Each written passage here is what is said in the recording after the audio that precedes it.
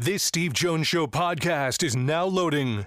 The Steve Jones Show podcast is presented by Sunbury Motor Company, Purdy Insurance, Brewers Outlet, and NIL Game Changers.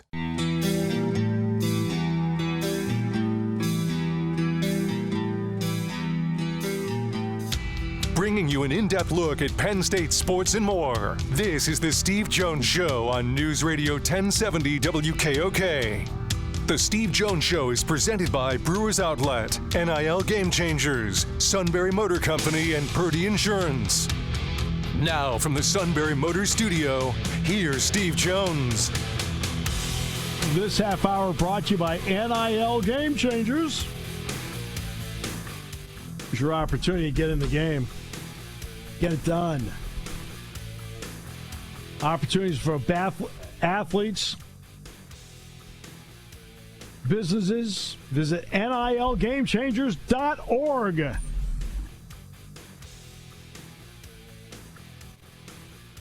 Matt Catrillo, the voice and face of discontent, was on the first half hour of the show. Santa Claus is the face of children at Christmas. The Easter Bunny is the face of Easter. And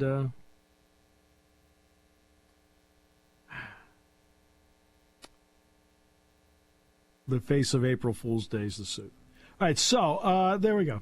Just want to make sure we have everything done.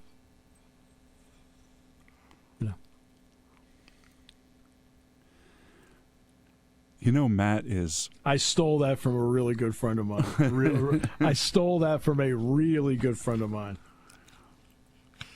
It's always funny to me that Matt is so mellow everywhere else except for that 15 minutes on usually Tuesdays. When he does the rant, man, he is... I mean, I'm talking he is rolling. Again, I always say it. It just reminds me of Animal House. Of Animal House? Yep. Once you... I gotta admit, don't stop him. He's on a roll. I'm going to be interested to see when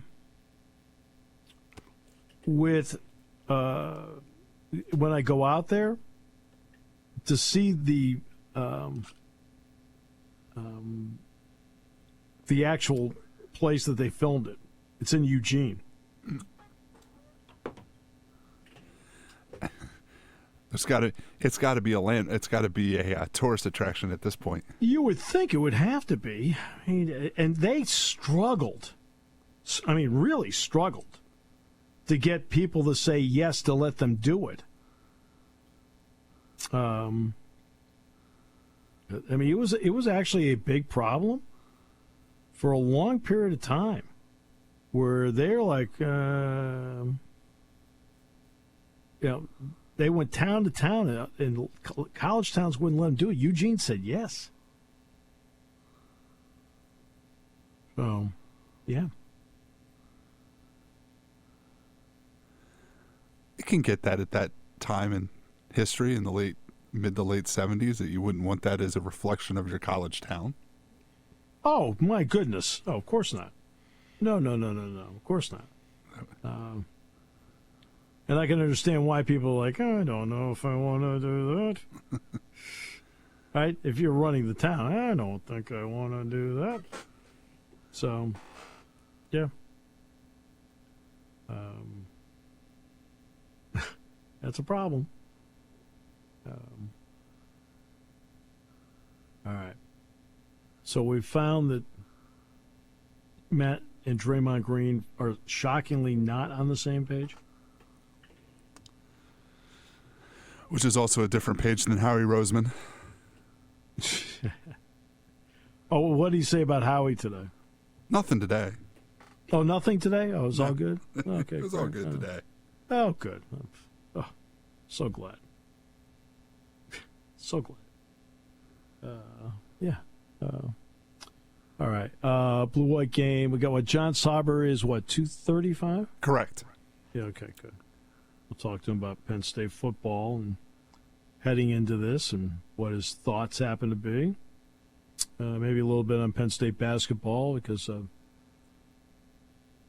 Hudson Ward did officially sign today. And that's what...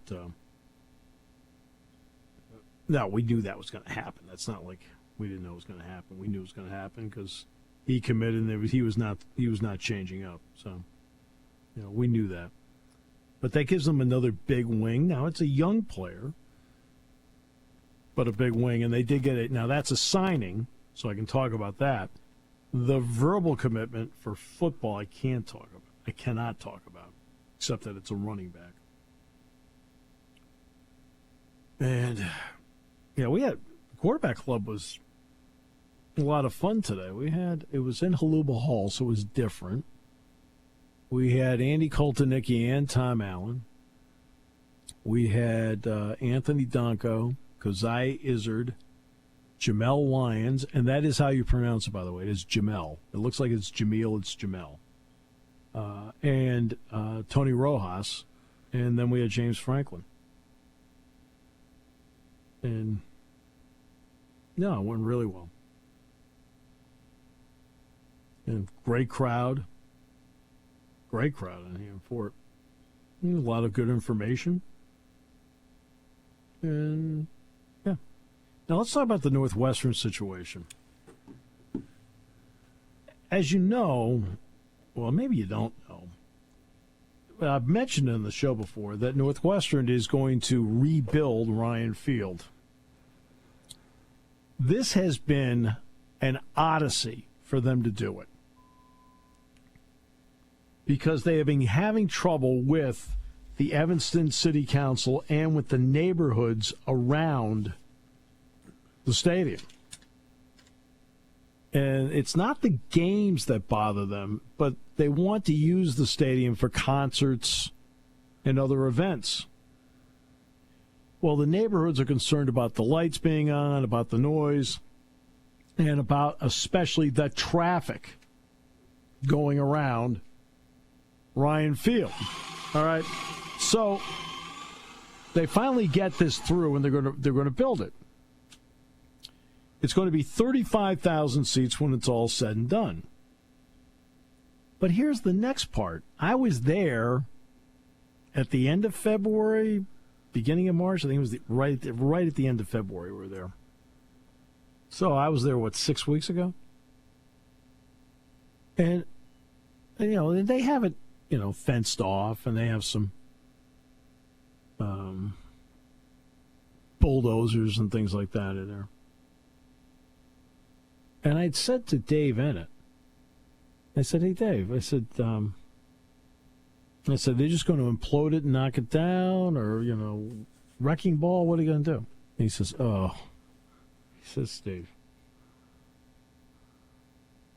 they can't implode it and just haul the scrap out of there. They literally have to take it down brick by brick. I said, what? Now, of course, there are ways to do it where you can get a lot done, but he said the neighborhood and the Evanston City Council won't let them do all that stuff you're talking about.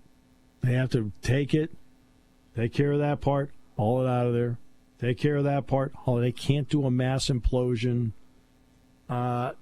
They weren't sure if they were allowed to bring in a wrecking ball for it, so it's going to take a long time. I said, you got to be kidding me. Well, they had not decided yet between Soldier Field and Wrigley Field as to where they were going to play. But they came up with a completely different idea. They're going to play at their practice facility. They're going to assemble stands on their outdoor practice facility. Their indoor practice facility is on the Lake Taj Mahal.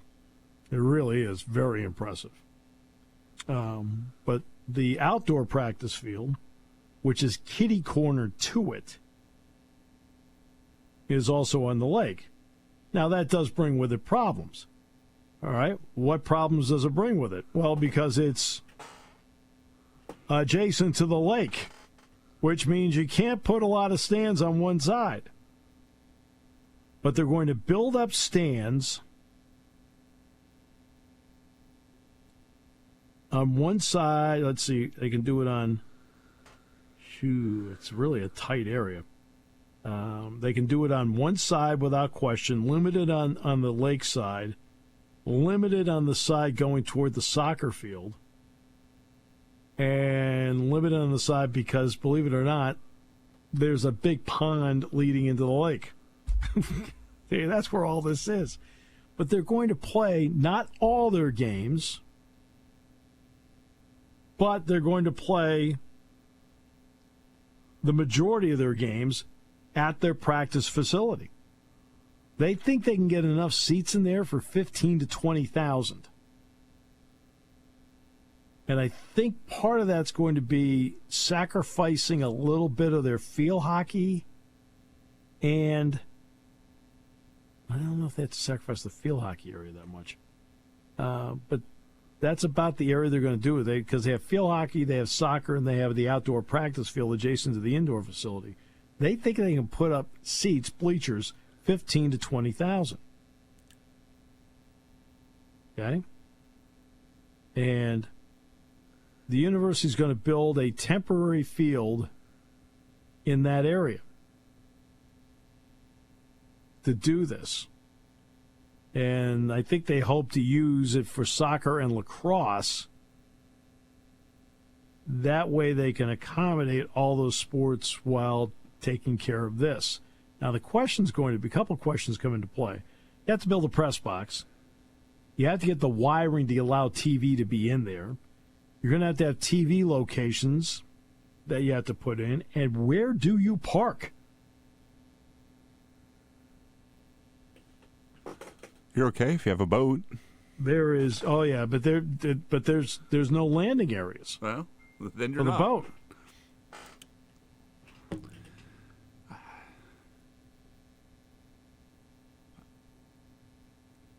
Having never been there, I mean, I'm assuming there's not a lot of on-street parking for 15,000 people. This isn't even, look, it's the one side is completely surrounded by the lake. Another area has the indoor practice facility. Then there's other university buildings around it. Okay, you just have normal university parking lot parking where this is. I mean, I think they're going to have to shuttle bus people from the existing parking areas around Ryan Field. That's going to be, an interesting proposition for them. But that's what they're going to do for a couple of years. They can't play like Penn State or Ohio State or Michigan. No. They? That's why they said the majority. Yeah. They said the majority because that means, like when they play Illinois, which they'll play every year, Illinois, Penn State, Michigan, Ohio State, maybe USC, they would play them at either Soldier Field or Wrigley Field. I think what I saw, at least next year, in the story I ran in the paper, the only home game that's not there is the Ohio State game, I think. I think that's at Wrigley. Yeah. Like I said, that's why they're going to play it there. Everything else is going to be played at the facility. Like, for example, Penn State doesn't play them next year. Right? So that's a big part of it. In other words, with an expanded league, you're now asking who are they actually playing. In fact, let's just look at their home schedule for this season anyway. Take a quick look at that. But it is an interesting solution. It's the solution I never expected ever. So like I said, I went by the stadium. I was like, my first thought was, how come more of it isn't down yet? Right? Because they played their last game there in November. And this is the end of February. Hardly anything had been done on it. I sat there and went, what the heck is going on here? Let's see. The non-conference doesn't matter. They're playing all the non-conference games in that spot. They've got They're at Washington, no big deal. So they've got Indiana, so they're going to play them. That'll be at the facility. They've got at Maryland, no big deal. Wisconsin, they'll probably be at the facility. At Iowa, at Purdue. And the one you talked about, Ohio State, on November 16th, that has got to be played. What, you said Wrigley Field? I think it said Wrigley Field, yeah. All right. Then you've got at Michigan, no big deal. But see, in Illinois, they're scheduled to host, and I have to figure that's got to be a Wrigley Field game. Wrigley Field or Soldier Field, whatever. I mean, that's got to be. They can't play that game at the facility. And then 25, let's see, 25 Big Ten games, 25. They're at Illinois, no big deal. At Nebraska, no big deal. Okay. They claim in 25 they're playing at Ryan Field. Really? Okay. Minnesota's at Ryan Field. Oregon's at Ryan Field. Oh, no, they got all these games. That makes no sense. Oh, these are all TBAs, I see. At Illinois, at Nebraska, at Penn State, and at USC. So they got Michigan, Minnesota, Oregon, Purdue, UCLA. So say Ryan Field isn't done yet. They're still at the practice facility. Michigan and Oregon would be the two that have to play someplace else, right? I got to figure it's done by 26. Got to be. They call the plans for 2024 and 2025. So, yeah, they're playing 2 years there. Right. But Penn State doesn't play there until 26. Yeah. Right. So Penn State does not play there until 26. So it's not going to affect Penn State at all. But it was a completely different solution. I never expected that solution. Like, really? Because, again, this is where you're fortunate and I get to travel. You get to see a lot of things, a lot of different ways. Okay. Well, we've all been down there. Remember Todd Blackledge saying, you got to go see this thing. It's incredible. I said, okay. So you get down there, you're like, oh, wow. And you're just like looking at the facilities and the whole thing. But that area of campus, first of all, you've got the lake, which is the attraction as to why they put the indoor facility there and the outdoor practice fields there, because of the lake. It's great. I mean, it's a practice facility, so you're not thinking about having to use it for something else. And then this comes up. I've got to wonder if maybe the rent or the availability comes into play. I don't know. That part I can't answer. I'd have to ask Dave or somebody there about, was it a rent problem? Was it a, off-campus problem? And what is it? But it was a solution I didn't expect. Now, it's not going to affect Penn State because it should be done by 26. That's the next time they're scheduled to go out there. But it's different. It's different. We'll take a break. Back with more in a moment on News Radio 1070 WKOK. When car repairs get difficult. Well, I just don't know. Me neither. We get good. Sunbury Motors. More than quality new and used cars, Sunbury Motors specializes in complicated auto repair diagnosis. They can handle intricate repairs and even complete auto body with service open Monday through Friday, 7 till 4. And Sunbury Motors has made simple repairs easy. Maintaining your vehicle is necessary. Finding the time to do it is difficult. Welcome to Sunbury Motors Quick Lane. Just walk in or call ahead. Relax in their remodeled waiting room with Wi-Fi, beverages, and snacks. While Sunbury Motors factory-trained techs take care of your oil change, tire alignments, brakes, and inspections. Quick Lane, 6:30 to 6 Monday through Friday, Saturday 6:30 till 2. Sunbury Motors, Ford and Hyundai, North 4th Street, Sunbury. And Sunbury Motors Kia, routes 11 and 15 in Hummel's Wharf. We take the out of auto repair. You want your young athlete to get the most out of life and NIL. You need a roadmap, a strategic approach. NIL Game Changers help student athletes earn while they learn in their collegiate journey. Driven by former student athletes and coaches who work as NIL sports agents and content media designers, they'll guide both student and family, starting with high school students looking toward college and those already in college. Get a seasoned team of marketing experts with a background in athletics and coaching. Visit NILGameChangers.org, the ultimate destination for name, image, and likeness opportunities.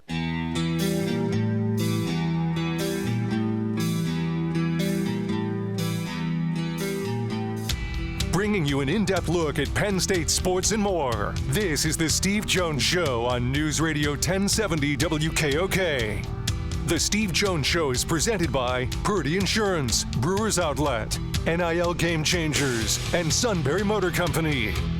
Now from the Sunbury Motor Studio, here's Steve Jones. Perfect timing. I literally just got off the phone with Mr. Ham. So perfect timing. Like I'm talking 10 seconds. He says, hey, okay, Steve, I'll see you tomorrow at Fast Friday. Great. Hung up and they were playing the music. I'm like, okay, perfect. This half hour brought to you by Brewers Outlet, Reagan Street in Sunbury, the beverage supermarket, imports, domestics, microbrews, the best selection of beer anywhere. Wine coolers, water, soft drink, snacks. They roast their peanuts fresh and hot every day. Pickle bar, led by the barrels and the dills, my two favorites, indeed second to none. All at Brewers Outlet, Reagan Street in Sunbury, the beverage supermarket. Well, after Matt Catrillo dragged the show into the abyss, we now lift the show to greater heights with John Sauber of the Center Daily Times. Sir, my friend, welcome. Great to have you back. Thanks for having me, Steve. Always enjoy it. I will start with basketball because it became official that Hudson Ward, who had verbally committed to Penn State, officially signed today. So when you look at the mix of recruited and so far one in the transfer portal, what are your thoughts on where that roster stands at this point? Yeah, I still think there are a couple needs there, right? I think you still want to add another big. We'll see where Nze kind of works out there, whether he's a starter that's kind of splitting minutes right down the middle, 20 apiece with someone else, or if he's a full-time backup. And I think they still need to add some off-ball shooting, right? I think you've got plenty of guys that can handle the ball. I don't think it would hurt to add a secondary playmaker, but I think that off-ball shooting is still something that would really help this team. Hudson Ward, I think, ideally can provide some of that, but that's a lot to ask of a true freshman. Right. But yeah, I think there's still a couple of spots left that could really take this team up a notch and get it on the path where Mike Rhodes wants it headed. Yeah, Enzi, by the way, if you get a chance, talk to Dick Girardi about him. He saw a ton of him in high school at George School. He will give you a pretty good scouting report on him. This is the league that, by the way, features a lot of big wings. Hey, just no getting around it. Based just on body types, because I'm not going to look. I mean, now Ward, I met, talked to him, actually watched him do some shooting and things like that. I like him. It's good. He also has the makings of what can be a good Big Ten body. How important are big wings in this league? Yeah, honestly, I think in the sport in general now it's really important, right?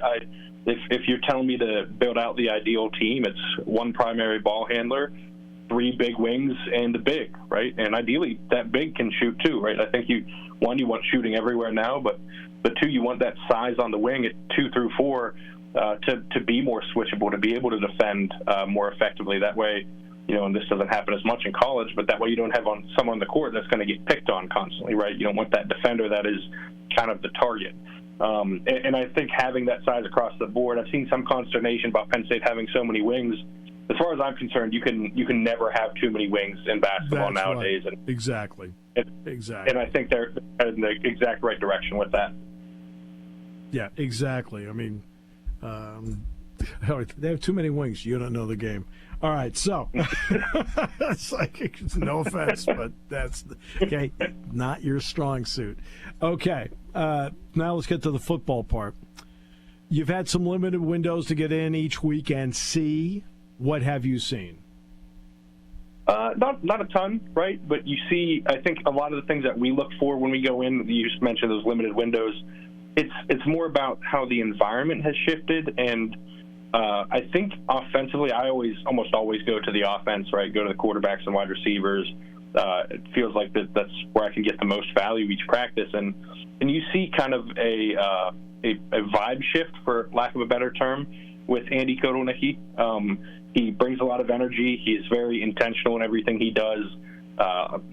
Just very, very energetic, even moving from drill to drill. And you see a lot of the reasons, frankly, that James Franklin would hire him in the first place.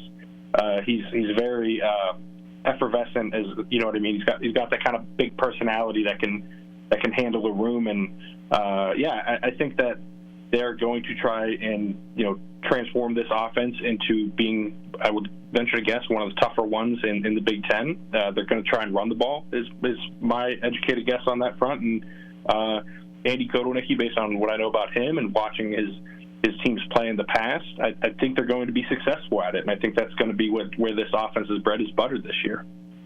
Which now gets me to the part of the ability to get the ball into the hands of playmakers. He said, look, if I've got 8 offensive linemen that are going to win us games, I'll play the 8 offensive linemen. But what about that ability and what it can mean, and his evaluation of who a playmaker is and what situations they can help him? Yeah, and that really, when you boil it all down, is what football is, right? It's on offense anyways. It's getting the ball in the hands of your best players and putting them in a position to succeed. And I really expect that to be the case in a major, major way for that offense this year. Whether that, you mentioned, he said he would put 8 offensive linemen out there, whether it's 12 personnel, 21 personnel, 22 personnel, right? I would venture to guess that there will still be a lot of 11 personnel with 1 running back, 1 tight end, 3 wideouts. But I also think there's going to be more variation from that standpoint because of that, because they're going to try and get Tyler Warren the ball, because they're going to try and get Julian Fleming and Harrison Wallace the ball, and the 2 running backs are going to try and get them the ball over and over again. So I think that that will be the biggest change this year. It's that it's not just what the plays are, it's how they look different with different personnel, and how maybe Nick Singleton and Katron Allen are on different spots in the field than we're used to seeing them, and that could be the case for Warren as well. I think it's that creativity that separates him and most really good offensive coordinators from the rest. So let's get to Saturday. Saturday actually be the first time they were in Beaver Stadium the entire spring. They were supposed to be there 3 other times, but because of the weather, they couldn't get in there.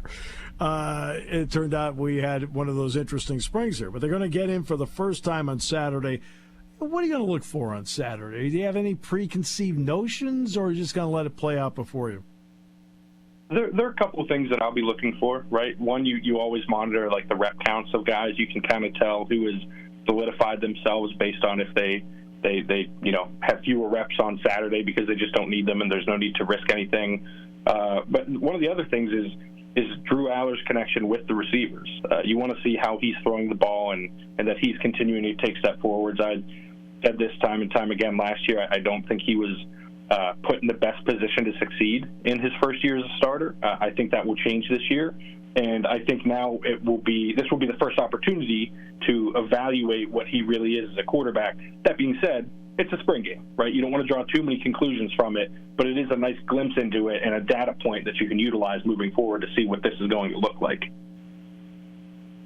Okay, the quarterbacks, Bo, Drew.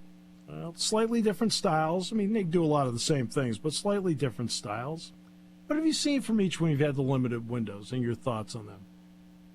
Yeah, as James has said in the past, it's tough to evaluate Bo in some of those settings just because he's a mobile quarterback, and in practice that kind of doesn't show up in the way that it would in a game. It looks like there's more velocity on his passes when he's been throwing so far this spring, which is a good sign because I think, when I would watch him in practice last year, there were times where I wondered if he could make some of the throws necessary, right, to some of those far throws to the sideline, even on 5-10 yard out routes. This year, it looks like he's getting more velocity on it, which I think is a good sign. But with Drew, it's a lot of what we've seen in the past, right? The talent is absolutely there. He can make all the throws. He's done it consistently when it's on air, and it's just a matter of now getting him in that spot where he can succeed on Saturdays and where he can, he has his weapons where they need to be, and he's put in a position to succeed. Any thoughts on Ethan Grunkemeyer? Yeah, it's interesting, right? We obviously haven't seen Jackson Smolik the last few weeks with James called a significant injury. And this is kind of an opportunity for someone like that. And it really is evident that him and Drew both train with the same quarterback trainer, Brad Mendler, because the way they throw, the way they generate velocity is very similar, right? It's very rotational, and they're able to make these throws that maybe look simple, right? They look calm when they're making them, but they're difficult throws, and they can do that because of the way that they get velocity on their passes. I'm very high on Ethan Grunkemeyer. I was when he was a recruit. I haven't seen anything this spring to kind of dissuade me. He's someone that, you would think would get a lot of reps on Saturday just because he is the third quarterback, and guys down the depth chart really get those reps later on in the scrimmage. And I'm looking forward to see how he does in, semi-live action, and if he can kind of, build off of what he's put together so far in his training as a high school recruit and, now in spring ball. John, I mentioned Grunkemeyer, who was a true freshman. Anybody else in that freshman group that you want to see a little bit more of to get a read on? I don't know if there's any true freshmen. I know Cam Wallace at running back, right, is someone that is a redshirt freshman that I think has an opportunity here, right? Because one of the true freshmen that I think a lot of people probably expected to be fully formed, if you will, in Quentin Martin probably needs a little bit more time to develop and be a part of a college program until he's fully there. And I still think that can happen by this fall. But Wallace is someone that now has an opportunity to take advantage of that. The other true freshman that everyone has been speaking about is Cooper Cousins. I said on the podcast I do with Audrey Snyder, the Nittany Dispatch, earlier this spring that I thought he would be the starter at center by the time fall rolled around. That was, a little bit of a hot take at the time, but I think we're continuing to see that he's kind of forcing his way onto the field, right? It is very, very rare that you see an offensive lineman come in that ready to play, looking that physically mature, and everyone has given glowing reviews about him, whether it's Chuck Losey, teammates, coaches, whoever. Everyone has been talking very highly of him, and those are the kind of guys that when you hear everyone backing it up, you start to keep an eye on him more, and you've seen time and time again that he might be ready for the big time much earlier than most offensive linemen would be. I don't know how much contact you have with fans. I don't know if there are comment sections, message boards, things like that. But in general, do you pick up a vibe about what the fans think about Penn State football, or are you somewhat removed from that?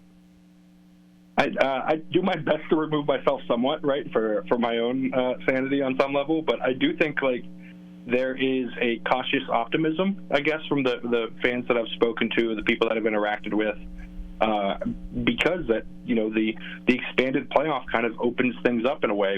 I've said in the past that no program in the country may benefit more from the expanded playoff than Penn State will, because Penn State would have been in numerous of these and over the last decade if it were a 12-team playoff. And so just knowing that, I think, has created some excitement. I think there's a lot of excitement around Andy Kotelnicki. There's a lot of excitement around Tom Allen. There's some, I think, optimism with Drew Aller, and obviously bringing Julian Fleming in at wide receiver has people excited. We know what the running backs are and how good they are. So, yeah, I think it's probably fair to call it cautious optimism, and I think that's a reasonable way to handle it, right? This is a big year, I think, with some increased expectations, and one that I think Penn State is more than capable of meeting. John, always a pleasure. Really appreciate your work, and look forward to seeing you on Saturday. Sounds great. See you Saturday, Steve. Thanks. John Sauber does great work. Center Daily Times. Good man. We'll come back, and we'll wrap it up in a moment. Brought to you by Brewers Outlet here on News Radio 1070 WKOK. Spring has sprung, and it's time to dust off those insurance policies. For over 100 years, the Purdy Insurance Agency has been protecting families and businesses of the greater Susquehanna Valley and beyond. With the experience of our trained and knowledgeable staff, you can rest assured that your needs will be evaluated and met by some of the industry's best representatives. No matter what your insurance needs are, call Purdy Insurance today at 570-286-5855 or visit our website at purdyinsurance.com to see what we can do for you.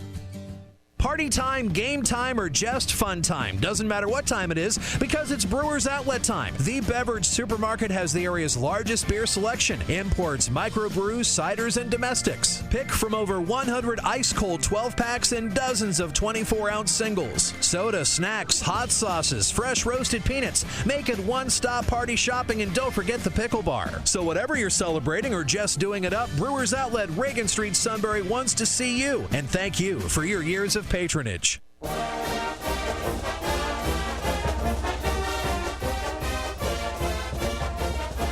right. Great to have you with us. Wrapping up the show for today. By the way, Vern Lundquist, Saturday and Sunday, will wrap up 40 years at the Masters. This will be this final time through. We'll play back his two most memorable calls. Yes, sir, on Jack Nicklaus and In Your Life on Tiger Woods. We'll do that tomorrow in the show. But 40 years. Off the air, he is exactly as he is on the air. He's just one of the nicest guys. Same kind of personality. And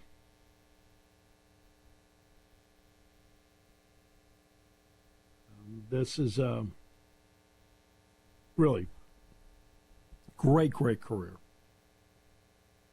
And he will call it a day on Sunday at 16. He will be back at 16, by the way. And he requested 16. I mean, he actually requested the hole. So there you go. I was going to say he's the only voice of the Masters that I know. Yeah, they've had some good ones. Vin Scully, Pat Summerall, Jim Nantz, Vern Lundquist. I think Ian Baker Finch is very good. So I mean, no, they've had some good ones, and they understand the landscape and what's going on there. And I mean, when I mean understand the landscape, they understand the club and what the club allows and what the club doesn't allow. CBS does everything on one-year contracts with Augusta National. You want to talk about the ability to have absolute control over everything you're doing when it's a one-year contract. I was going to say there's still 2 minutes till they go on air. It's still weird to me that they still don't show the front nine on Thursday and Fridays. Oh, does so ESPN doesn't show the front nine? Well, I mean they don't show the they don't go on the air until most of them are on the turn, right? Isn't that the rule? Oh, sure, yeah, because it's late in the day. But today, because of the rain delay. Oh yeah, I guess they didn't really start till almost 10, did they? Yeah, like 10:30 they didn't start. So that is yeah. So you may get a few more on the front nine today. It's actually for the plan when I'm done here. Yeah. Well, my plan is I actually might go out and attempt to play a few holes and then go over to football practice. So. Well, you better run because I think the rain's coming. Oh, I know it's coming. that I do know. But, I mean, it's the plan. Hey, look, I'm a member. So, which means if I play a couple holes and that's it, no loss, right? Yeah. That's my point. Membership has its perks. This time it does. Yeah, like I said, you go over, you play a couple holes, like, okay, that's all I could get in, fine. Because you don't think about it. You don't go in and go, hey, I paid for 18, I paid for 9, what am I doing there? I only got 2. Like, no, doesn't come into play here.